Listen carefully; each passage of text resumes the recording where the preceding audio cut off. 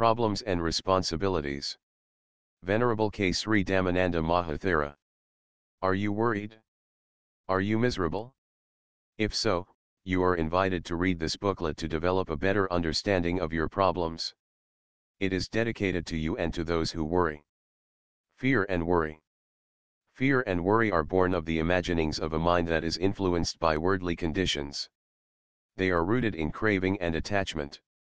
In fact, life is like a motion picture in which everything is constantly moving and changing. Nothing in this world is permanent or still. Those who are youthful and strong have fear of dying young. Those who are old and suffering worry about living too long. Locked in between are those who craze for merriment all the year round. Joyful expectations of the pleasant seem to pass off too quickly. Fearful expectations of the unpleasant create anxieties that do not seem to go away. Such feelings are natural. Such up and downs of life play with an illusionary self or ego like puppets on a string. But the mind is supreme unto itself. The training of the mind, otherwise known as mental culture, is the first step towards taming mental unrest. The Buddha has explained. From craving springs grief. From craving springs fear. For him who is wholly free from craving, there is no grief, much less fear. All attachments will end in sorrow. Neither tears nor long goodbyes can end the transitoriness of life. All compounded things are impermanent. Old and young suffer in this existence. No one is exempted. Many teenagers have growing pains. Being neither frogs nor tadpoles, teenagers are understandably inexperienced at building stable relationships with members of the opposite sex. They try to show off their beauty in trying to impress their opposite sex, who are flattered to see themselves as sex objects. Both try to behave not as they really are but as what they think is adult. They are afraid that if they behave naturally they will be laughed at. Behavior like this has the potential for exploitation. There is fear of rejection as well as worry about deflated egos. Unrequited love will often break many teenagers' hearts because they feel they have made fools of themselves. Some are driven to commit suicide. But such traumas could be avoided if life is seen as it really is. Young people must be taught the Buddhist approach to life, so that they can grow into maturity the correct way.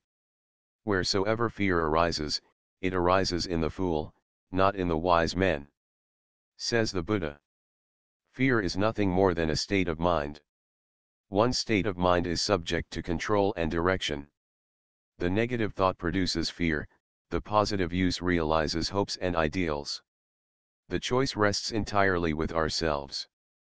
Every human being has the ability to control his own mind. Nature has endowed man with absolute control over one thing, and that is thought. Everything a man creates begins in the form of a thought. Here is the key to help one understand the principle by which fear may be mastered. A noted British anatomist was once asked by a student what was the best cure for fear, and he answered, "Try doing something for someone."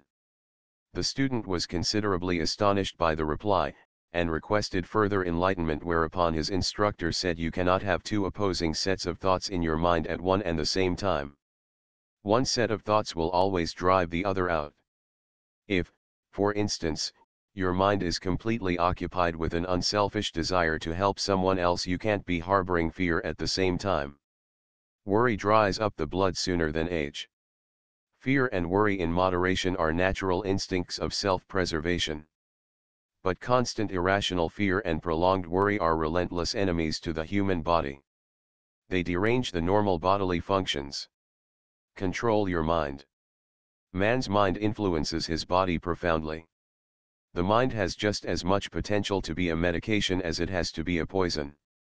When the mind is vicious, it can kill a being, but when it is steady and diligent it can benefit others. When the mind is concentrated on right thoughts, and supported by right effort and understanding, the effect it produces is immense. A mind with pure and wholesome thoughts leads to healthy, relaxed living. The Buddha says, "No enemy can harm one so much as one's own thoughts of craving, thoughts of hate, thoughts of jealousy, and so on." A man who does not know how to adjust his mind according to circumstances is as if dead. Turn your mind inwards, and try to find pleasure within yourself. It is only when the mind is controlled and properly directed that it becomes useful to its owner and society. An unruly mind is a liability both to its owner and to others. All the havoc wrought in this world is the creation of men who have not learned the way of mind control, balance, and poise. Calmness is not weakness. A calm attitude at all times shows a man of culture. It is not too hard for one to be calm when things are favorable, but to be composed when things are wrong is hard indeed. It is this difficult quality that is worth achieving, for by exercising such calm and control, a man builds strength of character. The voice of nature. Modern man does not listen to the voice of nature because of his preoccupation with material gain and pleasure. His mental activities are so preoccupied with worldly pleasures that he neglects the needs of his spiritual self. This unnatural behavior of contemporary man immediately results in a wrong worldview of human life and its ultimate purpose. It is the cause of all frustration, anxiety, fear, and insecurity of our present times. If man is cruel and wicked, lives against the laws of nature and the cosmos, his acts, words, and thoughts pollute the whole atmosphere. Nature abused will not provide what man requires for his living. Instead, clashes, conflicts, epidemics and disasters will be in store for him. If man lives in accordance with the natural law, leads a righteous life, purifies the atmosphere through the merits of his virtues and radiates his compassionate love towards other living beings, he can bring human happiness. One who really likes peace should not violate another man's freedom. It is wrong to disturb and deceive others. You may be a very busy person, but spend at least a few minutes a day in meditation or in reading some valuable books. This habit will relieve you of your worries and will develop your mind. Religion is your benefit. Therefore, it is your duty to think about your religion. Spare some time to attend gatherings held in a religious atmosphere. Even a short period spent in the company of spiritually inclined people will produce good results. Mental health and criminal tendencies. The increase of all kinds of mental ailments and disturbances is the most alarming of all diseases of modern age. There are more and more mentally sick patients all over the world, especially in affluent countries. In many cases the criminal element within our society is mentioned in the same breath as mental illness. One positive and far-reaching result stemming directly from the research work of Freud, is the recognition that criminals and delinquents are mentally sick people, who need treatment rather than punishment. It is this liberal outlook on the problem that is the basis all progressive social reform to replace punishment with rehabilitation. Know thy neighbor. When we do not see how people live, we may not learn the different ways of living. Travel is the best form of education. Personal encounters with people different from ourselves make us feel more sympathetic. Intolerance is often born of ignorance of another person's needs and way of thinking. Man's unhappiness. The Buddhas taught that all of man's unhappiness results from selfish desire, more pleasure that money can buy, more power over other men, and, most important of all, to live forever, even after death. The desire for these things makes people selfish. They think only of themselves, want things only for themselves, and do not care about what happens to other people. When their wishes are not fulfilled, they become restless and discontented. The only way to avoid this restlessness is to get rid of the desires that cause it. This is very difficult, but when a man achieves it, he appreciates it. Time will heal our wounds. Trouble passes. What has caused you to burst into tears will be soon forgotten. You may remember that you cried but not why you did so. As we grow up and go through life, we are often surprised at how we lie awake at night brooding over something that has upset us during the day. Or how we nurse resentment against someone by letting the same thoughts run through our minds concerning how to have our own back. We may fall into a rage at the spur of the moment over something, and later wonder what it was we were so angry about, and be surprised to realize what a waste of time and energy it had all been. We have deliberately gone on being unhappy when we could have stopped being so and started thinking about something else more wholesome. Whatever our troubles are, and however aggrieved we may feel, Time will heal our wounds. But surely there must be something we can do to prevent ourselves from being hurt in the first place. Why should we allow others or troubles to drain away our energy and make us unhappy? The answer is that they do not. It is we who make ourselves unhappy. You may have some trouble in your workplace, but you should not infect your home with a bad atmosphere. You should realize that there is an end to those problems. The solutions could be found in achieving freedom from our selfish desires by eradicating all forms of confusion and ignorance. Whenever we fail to find a solution to a problem, we are inclined to find a scapegoat to vent our frustration. We are not prepared to admit our own shortcomings. It is easier to put the blame on others. In fact, some even take pleasure in doing so. This is a completely wrong attitude to adopt. We must not show resentment towards others. We should do our utmost, painstakingly and calmly, to resolve our own problems. We must be prepared to face up to any difficulties that we encounter. Healthy atmosphere. Jokes and remarks directed at you in bad taste should be deflected with good humor. This one way to avoid enmity with anybody. Losing your cool while playing the game will get you strung up. You will forfeit a possible win. That will even spoil the pleasure of those watching the game. There is no way you can change everyone in this world to your way of thinking. It is not even desirable. If everyone agrees with you, the world will soon run out of ideas. There are many ways of correcting a person when he is wrong. By criticizing, blaming and railing at him in public, you will be humiliating and not correcting him. Criticism is certain to make more enemies. If you can show concern for a man's future good with kind words, he will thank you for it someday. Never use harsh or unpleasant words whenever you express your views on issues. Diplomacy, gentleness, and politeness do not hurt anybody. In fact, they will open many doors. Do not feel defensive when your own faults are pointed out. Your faults are your signposts for learning perfection. Temper is a poor camouflage for shortcomings. When someone loses his temper, he will blurt out too many things better left unsaid. Never reveal a former friend's personal secret, no matter how angry you are with him now. You will only degrade yourself in the process, and others could never accept you as sincere friend thereafter. Others will think you could do the same thing you did to injure a former friend. No one will trust you. Have courage to face criticism.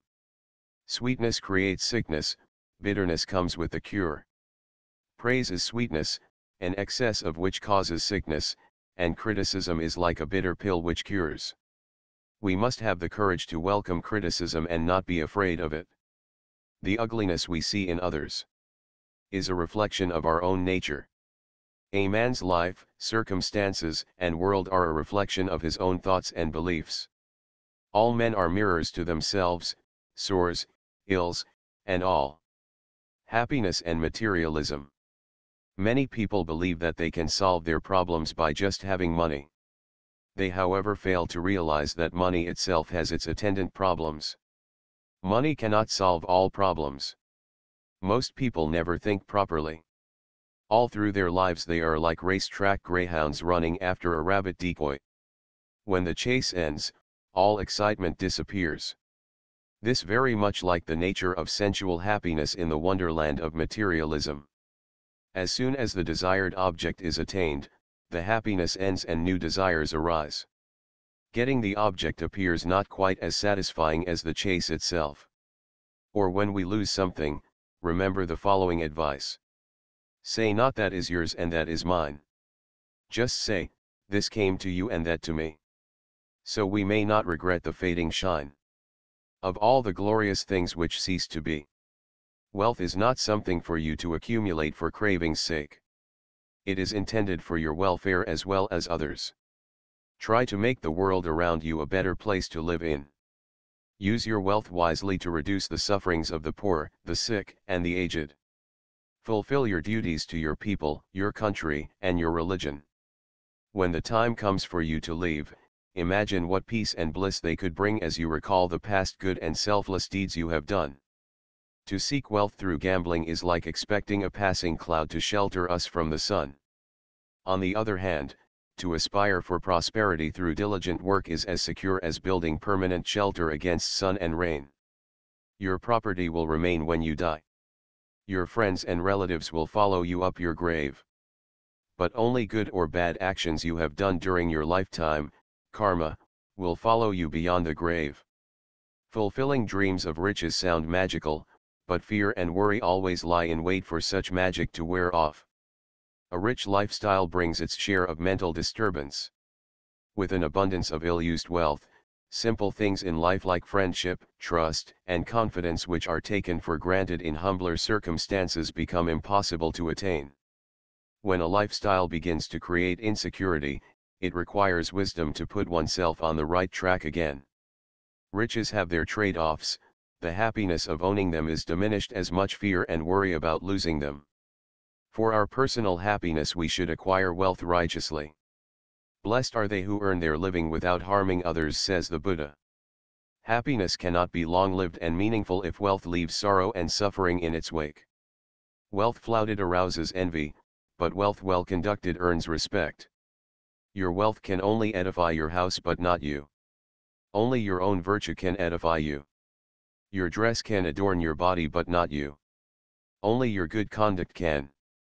Ultimately, it is bliss to know that happiness is a perfume you cannot pour on others without getting a few drops on yourself.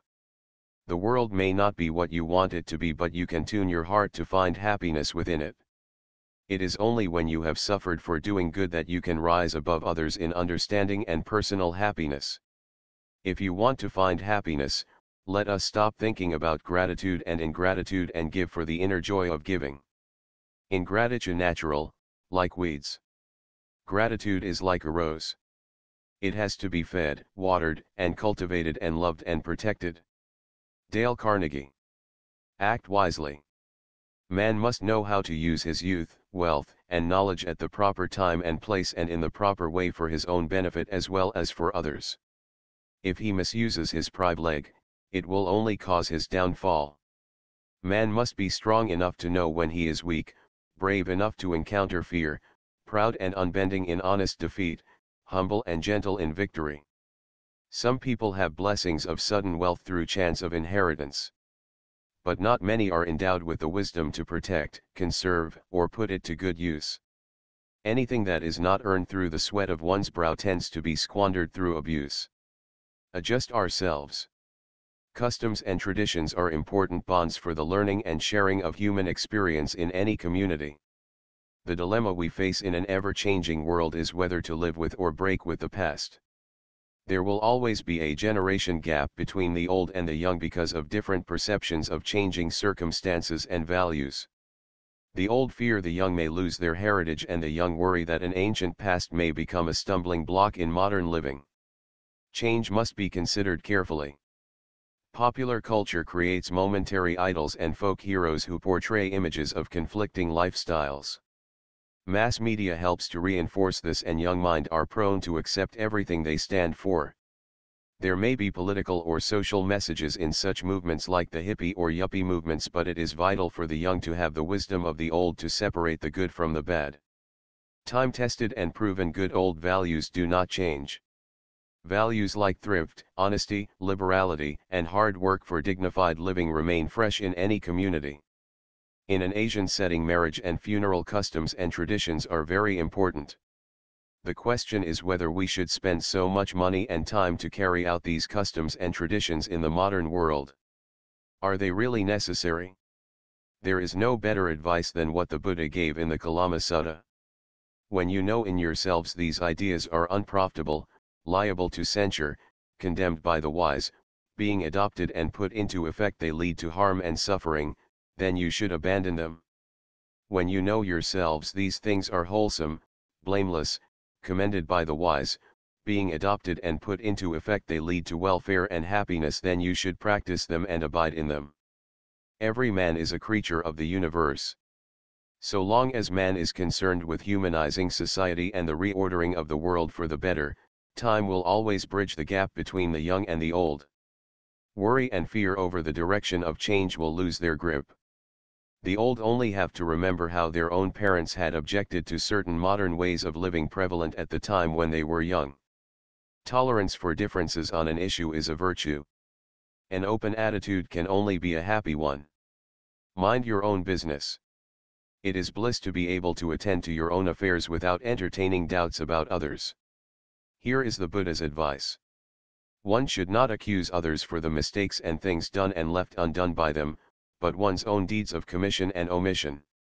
He who is always observant of others' faults, and is irritable, his own defilements increase.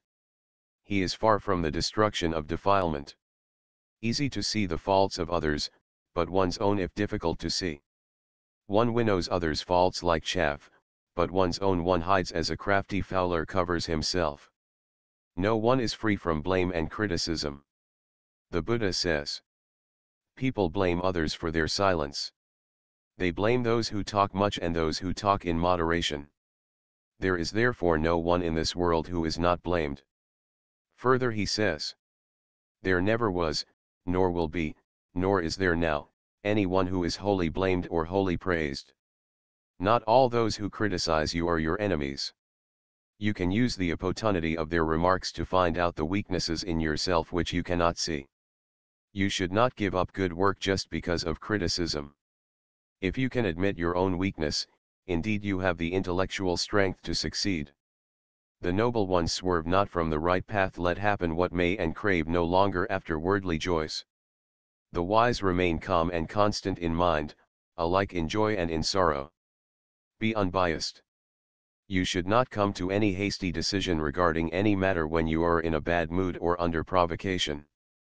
Any decision or conclusion reached during such a period would be a matter you can regret one day. Allow your mind to calm down first and think. Then, your judgment will be an unbiased one. Cultivate tolerance, for tolerance helps you to sympathize with other people's troubles. Avoid unnecessary criticism.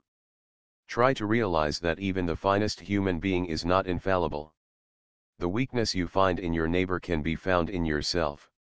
It has been said that you should not throw stones at others while staying in glass houses. Humility. Humility is the wise man's measure for knowing the difference between what is and what is yet to be. The Buddha himself started his ministry by discarding all his princely pride in an act of self-humiliation. He attained sainthood during his life, but never lost his naturalness, never assumed superior airs. His dissertations and parables were never pompous. He had time for the most humble of men. He never lost his sense of humor. Waste not your time. To waste a man's existence in worrying about the future, grieving over the past, or in idleness or heedlessness, is to show his unfitness for the noble place he holds as the best of earthly creatures. He will thus create bad karma which will relegate him to a place befitting his unworthiness.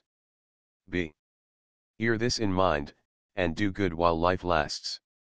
By wasting your time, you injure not only yourself but also others, for your time is as much others as it is yours. Patience and tolerance. Be patient with all. Anger leads one along a blind path. While it irritates and annoys others, it also hurts oneself. Anger weakens the physical body and disturbs the mind. A harsh word, like an arrow discharged from a bow, can never be retrieved even if you would offer 1,000 apologies. Certain creatures cannot see in the daytime whilst some others are blind at night. But a man driven to great heights of hatred does not observe anything, either by day or night. With whom and with what do you fight when you are angry? You fight with yourself, for you are the worst enemy of yourself. The mind is your best friend, but it can easily become your worst foe. Some varieties of heart trouble, rheumatic disorders, and skin disease are traceable to chronic resentment, hatred, and jealousy. Such destructive feelings poison the heart. They foster the development of latent diseases by reducing the body's natural defenses against disease microbes. Returning good for evil. If you want to be rid of your enemies, you must first kill the greatest enemy within you, your anger. If you are to be perturbed by distractions from your enemies, it means you are fulfilling the wishes of your enemies by unknowingly entering their trap. You should not think that you can only learn from those who praise you, help you, and associate with you very closely. You could learn many things from your enemies. You should not think they are entirely wrong just because they happen to be your enemies. They may also possess certain good qualities. You cannot get rid of your enemies by returning evil for evil, that will only be inviting more enemies. The best method to counter your enemies is to radiate your compassionate love towards them. You may think that this is impossible or something nonsensical. But this is the proven way of every cultured man. When you come to know that there is someone who is very angry with you, you should first try to find out the main cause. If it is due to your mistake, you should admit it and not hesitate to apologize to him. If it is due to certain misunderstandings between you both, you must enlighten him with a heart-to-heart talk. If it is due to jealousy, try radiating your compassionate love. You could influence him by your mental vibrations. You may not be able to understand how it works, but the experience of many people has shown that it is the most powerful, intelligent, and easy method to win friends. It is highly recommended in Buddhism. Of course, to do this, you must have confidence and patience in yourself. By doing this, you will be able to make your enemy understand that he is in the wrong. Besides, you are also benefited in various ways for not accommodating enmity in your heart. Compassionate love. As long as there is one single fellow creature whom you can console by your kind words, whom you can enliven and cheer by your presence, whom you can help with your worldly possessions, however little that charity may be, you are a precious possession to the human race. You should never be disheartened or depressed. There may be times when those you love do not seem to care for you, and you are apt to have a heavy heart. But there is no just cause for dejection. What does anything matter so long as you know that you are full of compassion for your fellow men? One should never depend on others for one's happiness. He who expects to secure satisfaction in life from others is worse than the beggar who kneels and cries for his daily bread. The menace of drug abuse and alcoholism. Alcohol has been described as one of the prime causes of man's physical and moral degradation. Currently, another more vicious form of abuse, that of harmful and dangerous drugs, especially heroin, has created a much more serious human and social problem. This problem is now worldwide. The repercussions of drug abuse are more serious and deadly than those of alcohol. Theft, robbery, sex-related crimes, and swindling of vast sums of money have occurred under the pernicious influence of drug abuse. Drug lords, not being content as death merchants, have even tried to control weak governments through corruption, bribery, subversion, and bombings. As a matter of public policy, governments have to protect their citizens against drug abuse. Yet, drug lords in their devilish schemes have threatened the very foundation of society, human dignity. Spokesmen of conscience and their families constantly run the risk of death because they dare to cross the lawless path of drug lords. Without international cooperation to stamp out this evil, the vitality and the future of many nations will be bleak indeed. Worldwide, countless millions of hard-earned dollars have been spent to rid the addicts of their evil habits, but the maddening craze persists. It is our duty to help in whatever manner we can, to eradicate this dreadful habit and to prevent our children from ever getting near it. Life as a drug addict or an alcoholic is a life of torture and hell on earth, leading one to an early grave. Drunkenness. Drunkenness expels reason, drowns memory, defaces the brain, diminishes strength, inflames the blood, causes external and internal incurable wounds, is a witch to the body, a devil to the mind, a thief to the purse, the beggar's curse, the wife's woe, the children's sorrow, the picture of a beast, and self-murder, who drinks to others' health, and robs himself of his own. As human beings, we should have self-control to distinguish between what is good and evil. Keep away from drug abuse and alcoholism and help others to do so. That will be the greatest service to humanity. You create heaven and hell here. If you want to live in this world peacefully and happily, allow others also to live peacefully and happily, so that you can make this world something which is worthy of life. Unless and until you adjust yourself to live according to these noble principles, You cannot expect happiness and peace in this world. You cannot expect this happiness and peace from heaven simply by praying. If you act according to moral principles by upholding human dignity, you can create your own heaven right here in this world. You can also create the hellfire on this earth itself if you abuse valuable human life. By not knowing how to live according to this universal cosmic law, we often stumble. If each man tries to lead a harmless and respectable life, people can enjoy real heavenly bliss better than the kind that some people hope to gain after death. It is superfluous to create a heaven elsewhere to reward virtue, or a hell to punish vice. Virtue and evil have inevitable reactions in this world itself regardless of religious faith. Compassion for all creatures is the only way to create heaven. We can have this irresistible luminous ideal for the good of society and country by breathing tolerance and sympathy for others' progress and happiness. We have come this far as a human race because illustrious individuals have shown us the way. By helping others morally, you help yourself, and by helping yourself morally, you help others. Happy married life. In a true marriage, man and woman think more of the partnership than they do of themselves. Marriage is a bicycle made for two. A feeling of security and contentment comes from mutual efforts. Impatience and misunderstanding are responsible for most family problems. A wife is not her husband's servant. She deserves respect as an equal.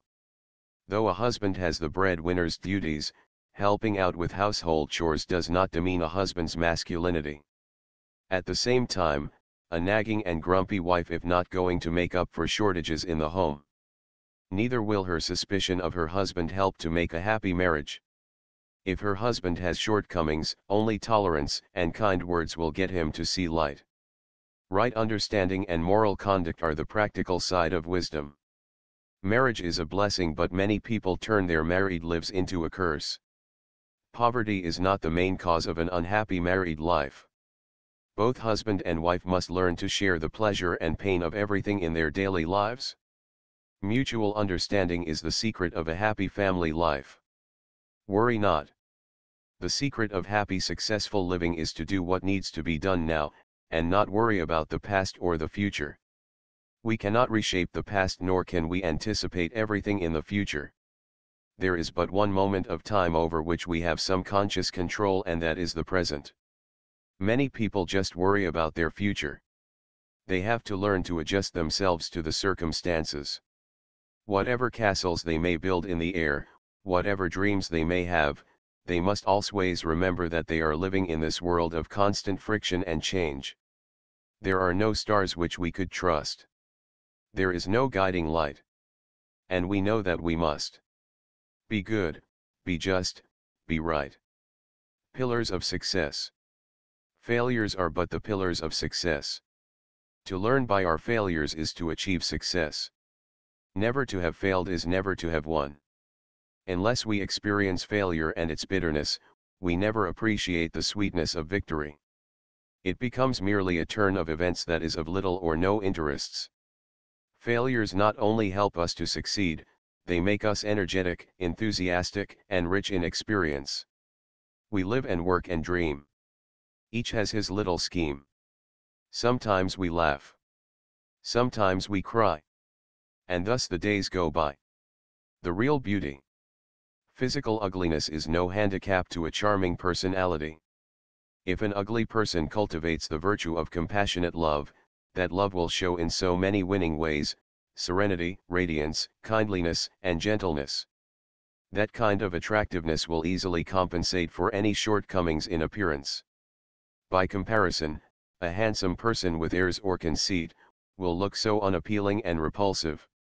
Inner charm is the real beauty. It has a special quality and attractiveness. Why is it difficult to depart from this world? For most people, death is an unwelcome event. With so many cravings to be satisfied, the business of living in spite of enormous suffering is never quite finished. People feel more comfortable with the mirage of happiness than with the reality of death. If at all they have to think about it, it only has a slot in the 11th hour. Attachments to worldly life create a morbid fear of death. But the truth is that all life is nothing but suffering. Death is natural and inevitable. It is not half as frightening as the thought of dying itself. The mind has an ability of its own to create and to stretch phantom images of death. The reason is that a mind untrained to see life with all its impermanence and unsatisfactoriness, is likely to cling to illusions just as a drowning man will even cling to a straw. It creates uneasiness even for those who fervently pray to an imaginary supernatural being for forgiveness and a place in heaven when life seems hopeless. Of course, the fear of death is a manifestation of instinctive self-preservation. But there is a way to overcome that fear. Do some selfless service for the welfare of others to gain hope and confidence in the next life. Altruism purges all selfish attachments. Purity of the mind, not attachment to worldly things, will ensure a happy parting from this world. It is the constant contemplation on death to understand the impermanence of life, and the wisdom to correct the wrong way of living, that take the fear out of death. Strengthen the mind to face fact and realities of life. Avoid unrealistic and impracticable ambitions. Develop self-confidence. Then you will be more relaxed in overcoming your difficulties in life. Responsibilities. We are all inclined to blame others for our own shortcomings and misfortunes. Have you ever given a thought that you yourself could be responsible for your own problem?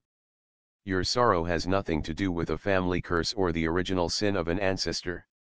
Neither is it the work of a god or a devil. Your sorrow is of your own making. You are therefore your own jailer and your own liberator. At the same time, you create your own hell and your own heaven. You have the potentiality of becoming a sinner or a saint. No other person can make you a sinner or a saint. You must learn to shoulder the responsibilities of your own life. You have to learn to admit your own weaknesses without blaming or disturbing others. Remember the old saying. The uncultured man always blames others. The semi-cultured man blames himself and the fully cultured man blames neither. Whenever any problem arises, we as understanding people should try to find out ourselves where the mistake lies without blaming anybody. If each person could try to correct himself, there would not be any trouble or conflict in this world. But people just do not make the effort to improve their understanding by acting unbiasedly. They prefer to find scapegoats.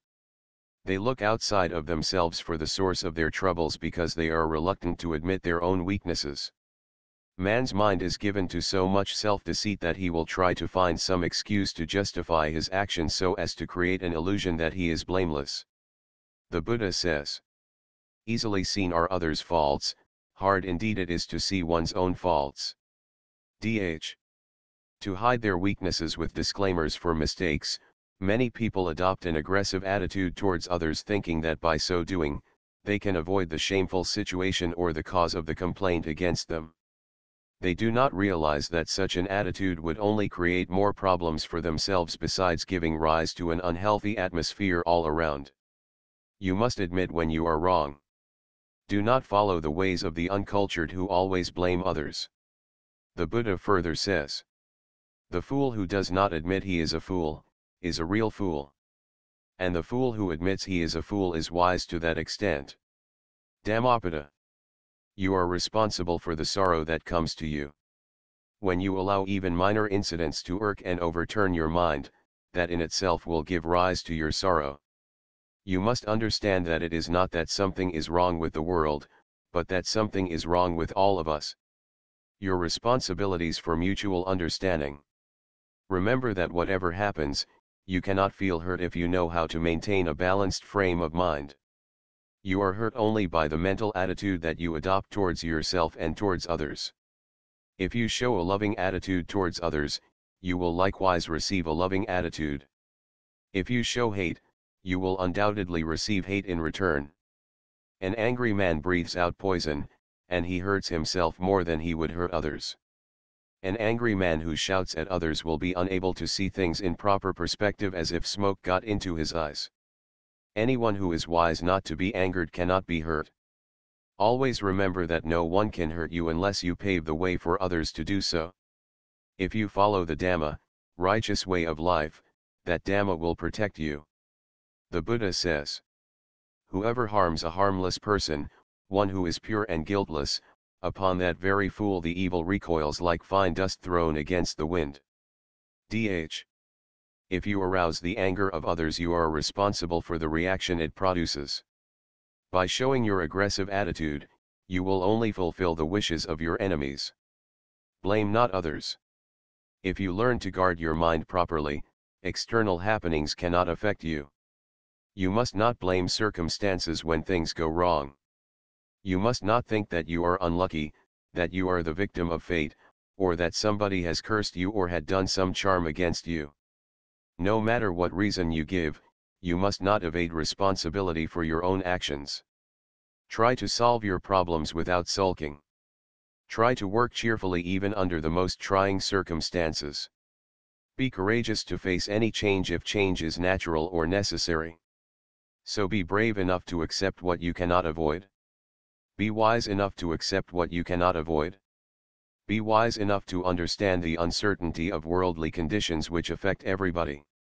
Therefore, you must develop courage to face disappointments and problems without feeling frustrated. Difficulties abound in our life. We have to face them bravely. If you know how to overcome them without creating further problems, you are indeed wise. Those who try to do some service to others also face problems. They even encounter more blame than those who do not serve others at all. You should not be discouraged.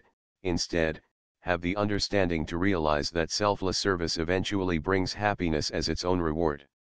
In rendering our service to others, there must be knowledge and understanding.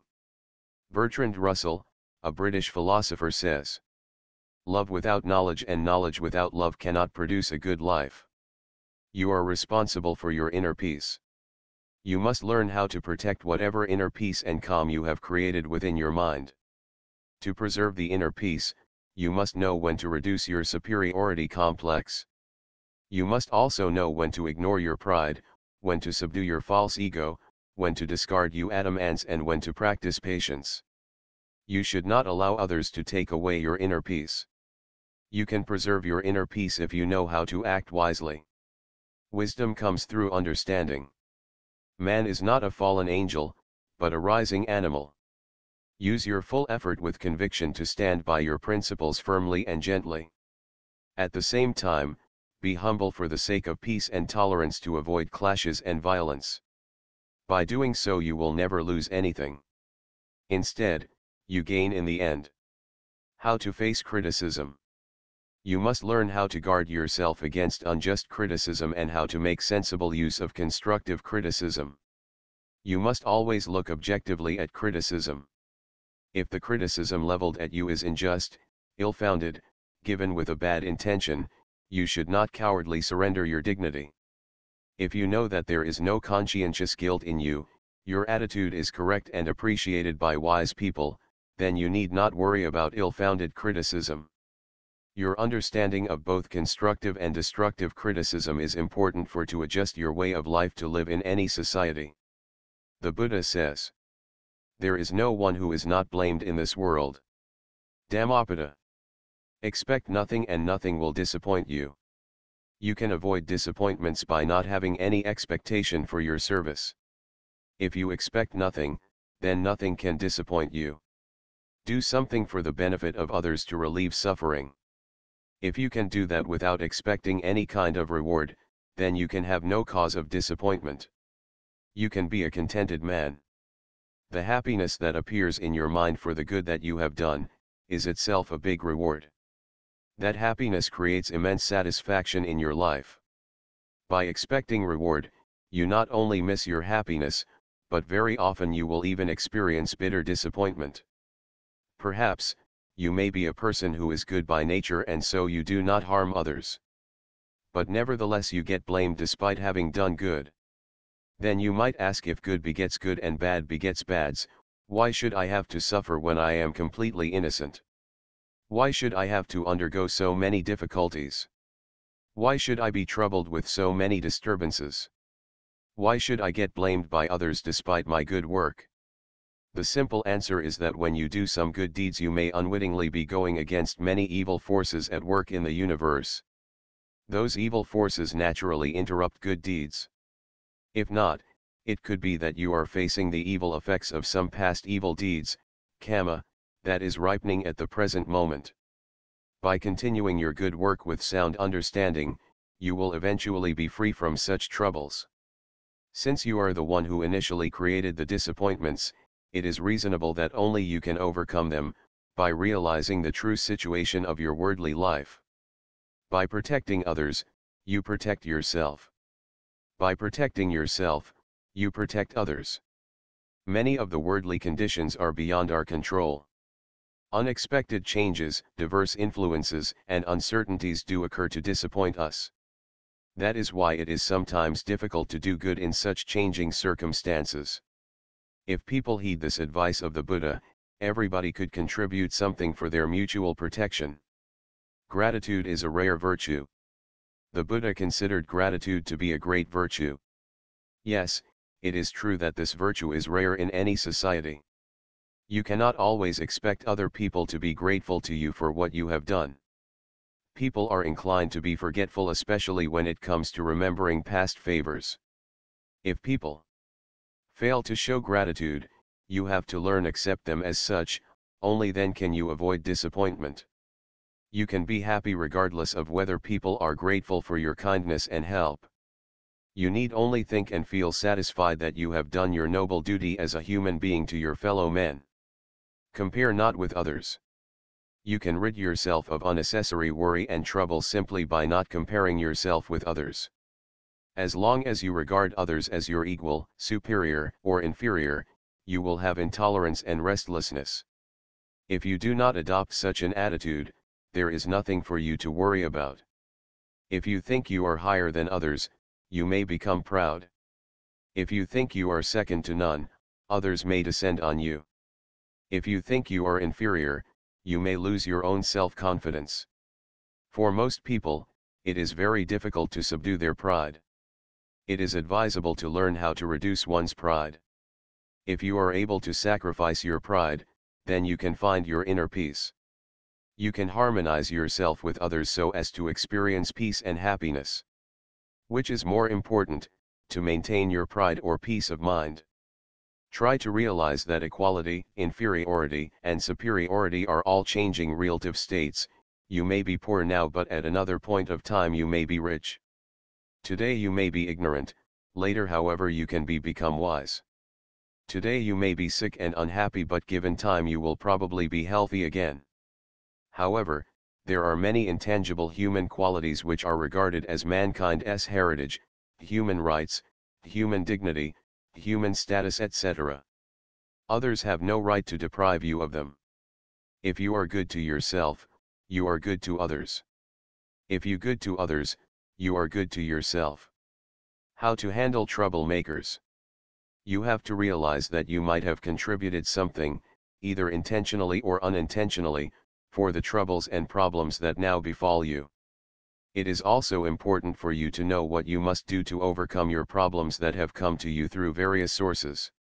If your understanding is deep enough to sublimate your responsibility for having caused the existing problem, you will certainly get the idea of how best to get rid of them. Then you know how to handle troublemakers and your opponents. Those who oppose you also have a human heart. Therefore it is not difficult to accommodate them, develop their friendship instead of isolating them. If you are strong enough to resist their wrong attitude, then there is no reason to avoid associating with them. Through your association with such people, you can influence them for their own betterment. Remember that is your own understanding that protects you from your enemies and allows you to guide them to become good. If a man does something wrong to you through his ignorance or misunderstanding, that is the most opportune time for you to show your wisdom, your education, and religious understanding. What is the use of all your education and your religious knowledge if you have not learned how to behave yourself as a real gentleman, particularly at a time of trial? When others do wrong to you, you must regard their action as an opportunity for you to develop your patience and sympathy. Patience is one of the prime qualities which everyone must cultivate. The more you practice such a virtue, the more you will be able to maintain your dignity. You must know how to make good use of your knowledge and principles to deal with people who are hostile to you. Sooner or later, they will realize their folly and change their hostile attitude. Sometimes, people try to take advantage of your tolerance and patience as signs of weakness. That is the time for you to act wisely without becoming a victim to such cunning people. Virtues must be practiced wisely. Kindness, honesty, and patience are fertile grounds for cunning people to be mean on their intended victims possessing such generous qualities. Forgive and forget. To take revenge on troublemakers is only to create more problems and disturbances. You must realize that negative feelings and hostile actions could only bring harm and suffering to both you and the troublemakers. In order to take retaliatory action, you have to harbor intense hatred in your heart. This hatred is like a poison. Since the poison is initially in you, surely it will harm you before it can harm anyone else. Before you can throw a blazing iron at another, you get burned first. Your action merely goes to show that there is no basic difference between you and your opponent. By hating others, you only give them power over you. You do not solve your problem. If you become angry with a person who simply smiles back at you, then you will feel defeated and miserable. Since he did not cooperate with you to fulfill your wish, it is he who is victorious. The Buddha teaches us how to live happily when we are faced with disturbances. Happily do we live without hate amongst the hateful. Amidst hateful men, we live without hate. Dhammapada. We can live happily without fanning the fires of hatred. Perhaps you may not be strong enough to extend compassionate love to your enemies. But the sake of your own health and happiness and that of everybody else, you must at least learn how to forgive and forget. By not hating or crushing your troublemaker, you act like a gentleman. To act in this manner, you must understand that the other person has been misled by anger, jealousy, and ignorance. He is therefore no different from all other human beings who have also at one time or another been misled by the same negative states of mind. The Buddha says, evildoers are not wicked by nature. They do evil because they are ignorant. Therefore they need guidance. We should not curse them. It is not justifiable for us to say that they should be condemned to everlasting suffering, as it is still not too late to correct them. We should try to explain to them in a very convincing way that they are in fact in the wrong. With this understanding, you can treat the evildoer as you would a patient who is suffering from a sickness and in need of treatment. When the sickness is cured, the ex-patient and everyone else will be well and happy. The ignorant must be guided by the wise. Good life is inspired by love and guided by knowledge. If a man does something wrong to you of ignorance or misunderstanding, then that is the time to radiate your compassionate love towards the evildoer. One day, he will realize this folly and relent on his evil habits. So it is better to give him a chance to be good. Repentance of his past misdeeds will change him into a better person, and in the end he will truly appreciate your kind thoughts. The most compassionate Buddha's advice is, hatred does not cease by hatred, by love alone it ceases. This is an eternal law. If you can radiate compassionate love, no harm will come to you. This will help you to achieve both physical and mental health. Life has its own rhythm. When you lose on the swing, you gain on the roundabout. Those who do not understand this principle often get into trouble and face difficulties in life.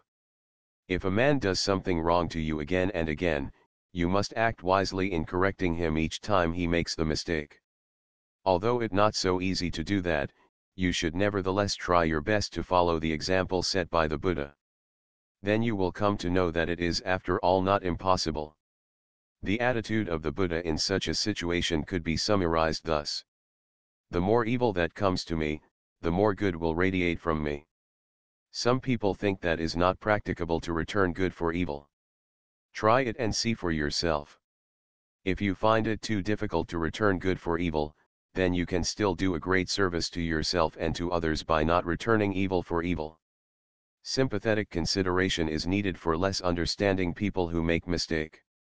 We are all human. All human beings have weaknesses and are therefore prone to make mistake. All human beings have desire, anger, and ignorance.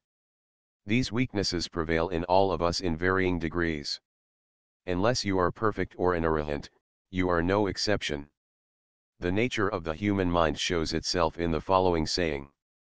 Man is not satisfied with his life and never finds the purpose of life even after gaining the whole world. Let us take a closer look at a man who is enveloped by ignorance. His mind is clouded by disturbances, confusion, and darkness. Out of ignorance, man creates misfortunes and he shares this with his fellow men.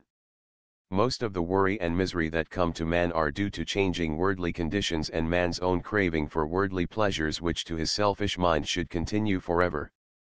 Disappointment, unfulfilled desires which arise from unexpected changes create worry.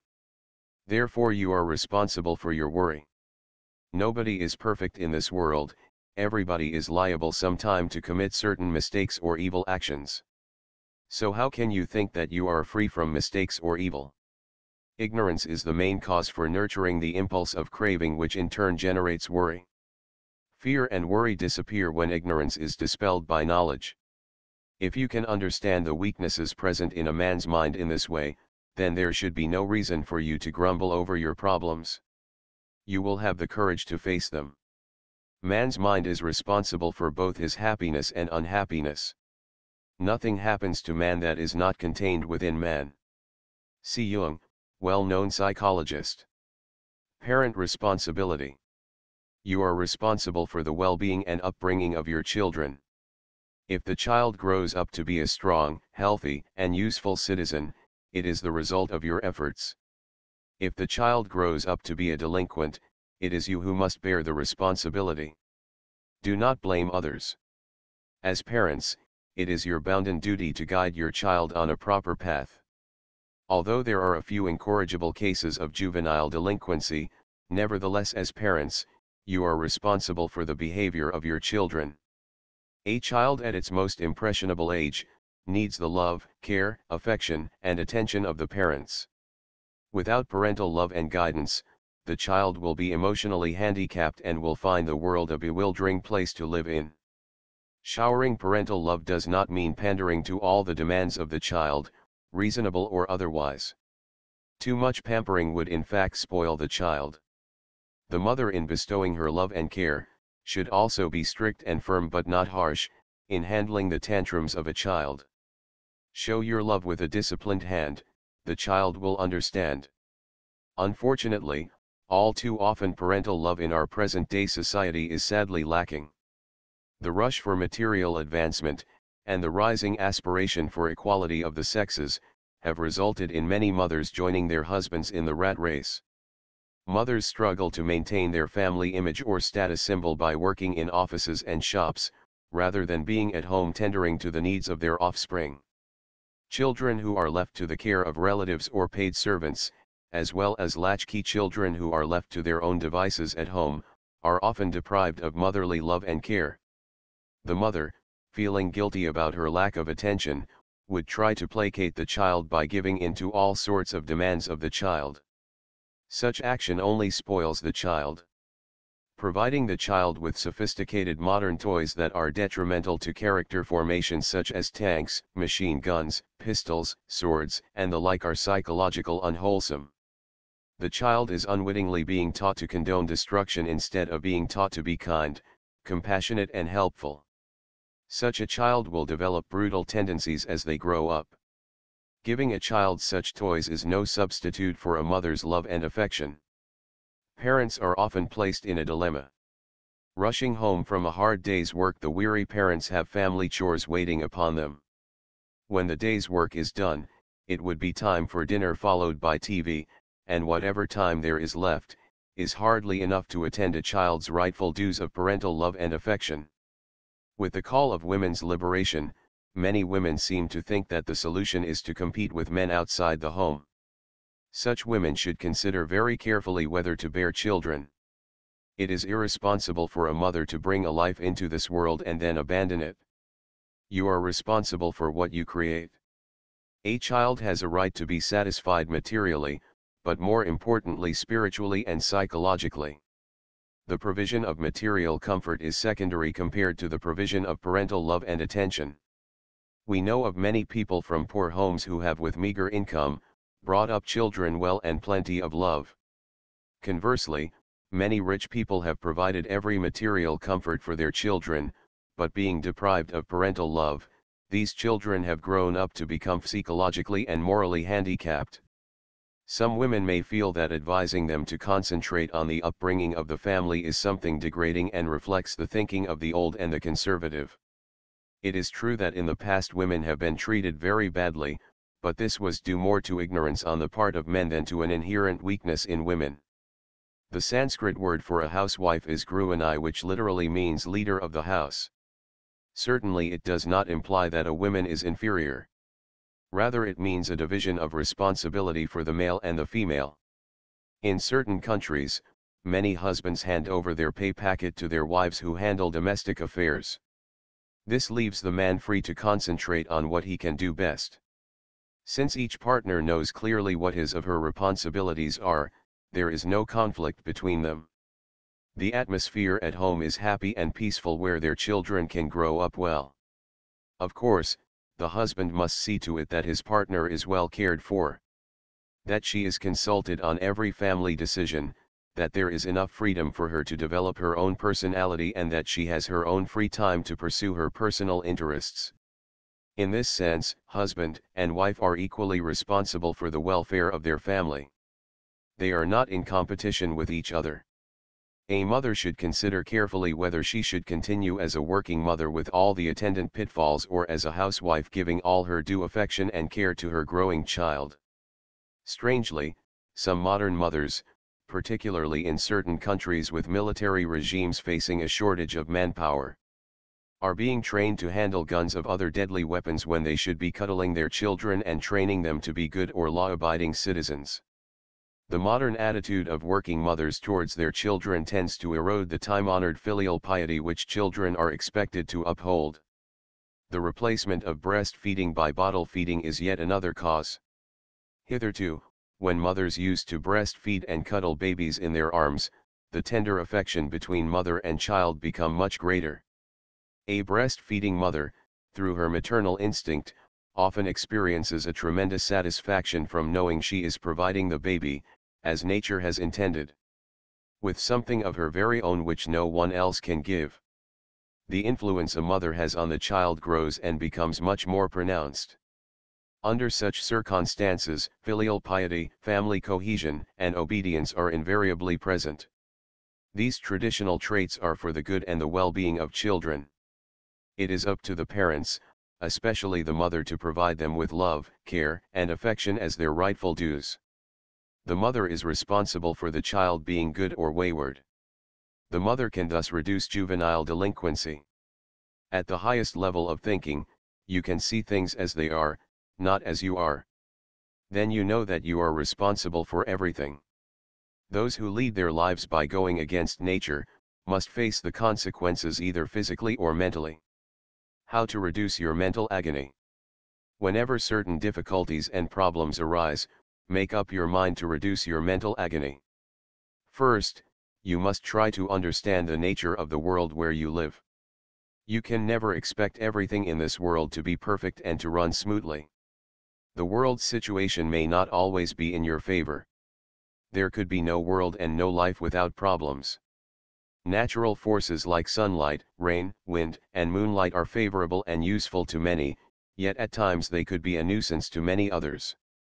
There is in fact nothing perfectly bad or perfectly good in this world, because the very things that are welcomed by one group could be hated by another group.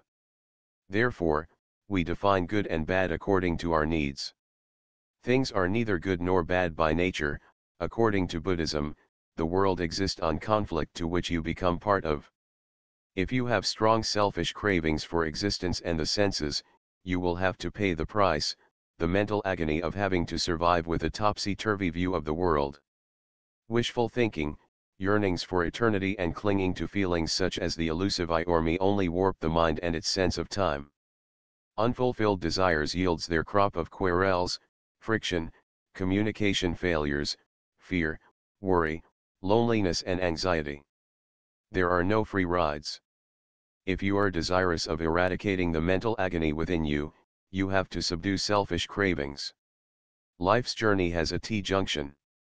Either you take the right path and develop your spiritually to unwind the tensions of worldly life, or you continue to indulge in sensual pleasures with their many attendant confrontations.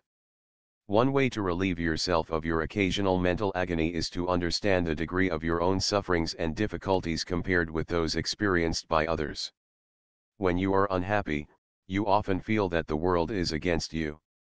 You think that everything around you is about to collapse. You feel that the end of the road is near.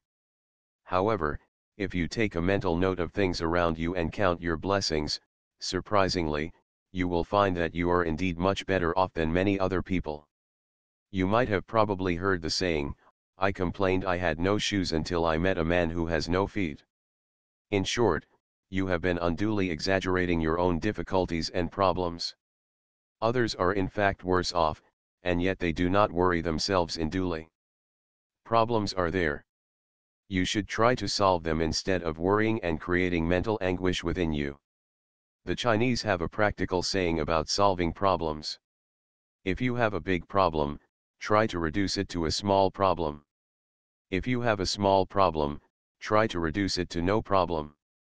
Another way to reduce your problems is to recapitulate what you have gone through before, under similar or even worse circumstances, and how you have, through your own patience, initiative, and effort, been able to surmount your then seemingly insurmountable difficulties.